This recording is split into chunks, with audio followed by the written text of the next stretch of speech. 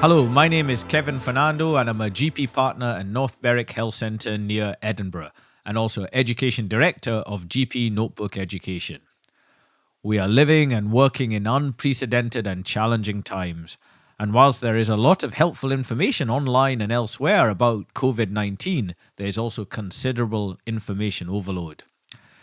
Now, in this brief podcast, I'm going to discuss some evidence-based practical advice for us to consider in primary care to potentially reduce the transmission of coronavirus in the form of nasal irrigation and gargling with saline solution.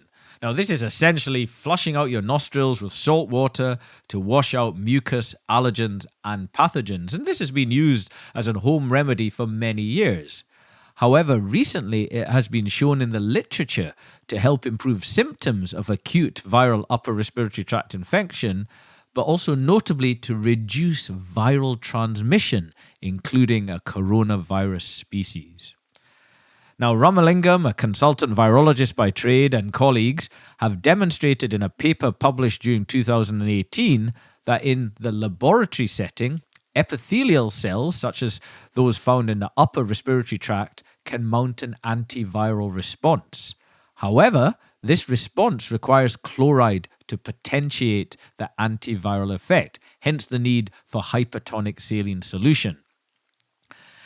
Now, the authors have demonstrated inhibition of a range of viruses, including a coronavirus, HCOV229E for the budding virologists out there. As such, the authors have extrapolated this antiviral effect against the current coronavirus SARS-CoV-2, which causes coronavirus disease 2019, COVID-19. This, of course, needs confirmed and further research is awaited.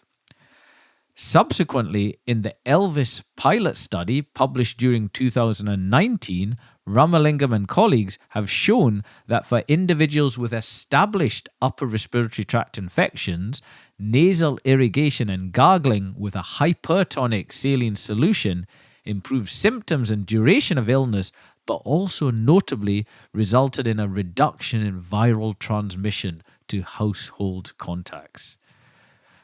Now, we also have some past evidence, albeit of mixed quality, that nasal irrigation is effective as a prophylactic measure to prevent the reappearance of viral symptoms, and this is also supported by Ramalingam's original laboratory research. So how do we make sense of this in primary care, and what might we advise our patients, friends, and family to do? Well, the Elvis study usefully provides some simple instructions and videos on its website on how to prepare a hypertonic saline solution and how to perform nasal irrigation at home. The website is www.elvisstudy.com. Alternatively, WebMD has a useful slideshow demonstrating how to perform nasal irrigation. Simply Google WebMD nasal irrigation.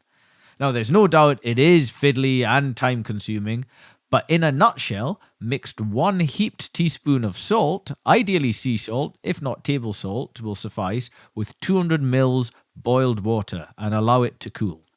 Fill a squeezy bottle or syringe or similar with this saline solution.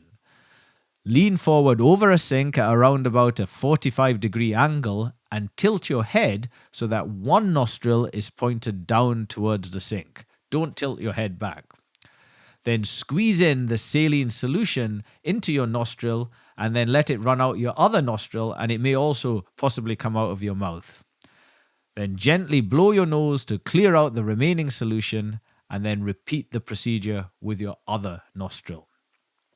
Now, pragmatically, if we are considering nasal irrigation as a prophylactic measure, that is to say, in the context of no current viral symptoms and to potentially reduce transmission of coronavirus, then consider performing nasal irrigation twice daily.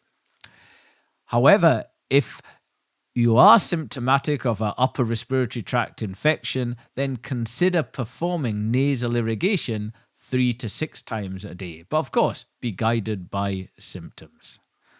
Now, whilst the Elvis study did show a reduction in transmission of viral illness to household contacts, contaminations of taps and sinks is something we should be very aware of.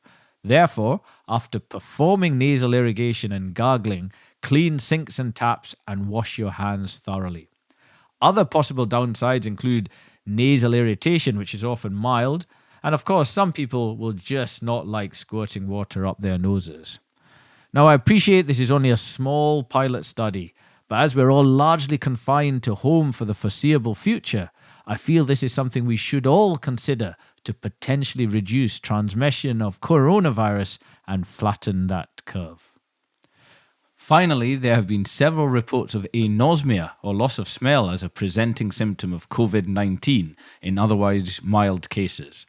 In South Korea, where testing has been more widespread, 30% of patients testing positive have had anosmia as their major presenting symptom in otherwise mild cases. ENT UK issued a recent statement suggesting it could be potentially used as a screening tool to help otherwise asymptomatic patients who could then be better instructed on self-isolation. I am hypothesizing, but perhaps these individuals may benefit from nasal irrigation to help improve symptoms, but also to potentially reduce carriage and transmission of coronavirus. So stay strong, everyone. We will get through this. We will. The strength, solidarity, and selflessness demonstrated by my primary and secondary care colleagues has made me never prouder to be part of the NHS. Safe home all.